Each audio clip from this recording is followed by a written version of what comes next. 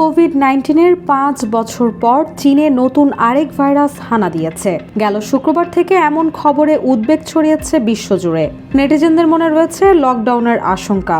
এরই মধ্যে ইনফ্লুয়েঞ্জা ধাঁচের এই ভাইরাসে আক্রান্ত হয়েছেন অনেকে। ভাইরাসটি করোনার মতোই ভয়াবহ আকার ধারণ করতে পারে বলে সতর্ক করেছেন স্বাস্থ্য বিশেষজ্ঞরা।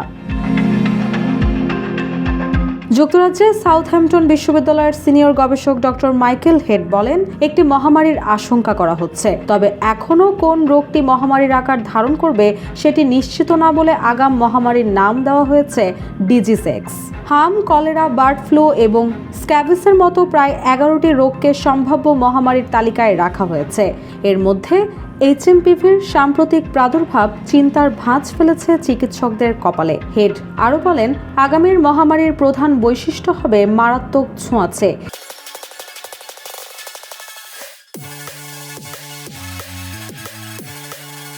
এবং মানুষের মৃত্যুহার পৌঁছাবে সর্বোচ্চে। সামাজিক যোগাযোগ মাধ্যমে ছড়িয়ে পড়া একাধিক ভিডিওতে দেখা গেছে, করোনার সময়ে হাসপাতালে যেভাবে ভিড় তৈরি হয়েছিল, একই পরিস্থিতি তৈরি হয়েছে এইচএমপিভির প্রাদুর্ভাবেও। শুধু তাই নয়, একই অবস্থা দেখা যাচ্ছে জাপানেও। ভিডিওগুলোতে দাবি করা হয় রোগীদের প্রায় প্রত্যেকেই হিউম্যান মেটানিউমোভাইরাসে আক্রান্ত। চীনের সংবাদ মাধ্যম বলছে, চলতি মৌসুমে দেশটিতে ঠান্ডাজনিত সংক্রমণ ছাড়িয়েছে 7 লাখেরও বেশি মানুষের মধ্যে।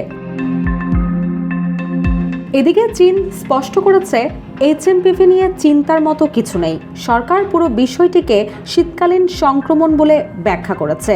মন্ত্রণালয়ের এক মুখপাত্র মাওনিং জানিয়েছেন, নতুন ভাইরাসের সংক্রমণ বাড়লেও বিষয়টি নিয়ে আতঙ্কিত হওয়ার প্রয়োজন নেই।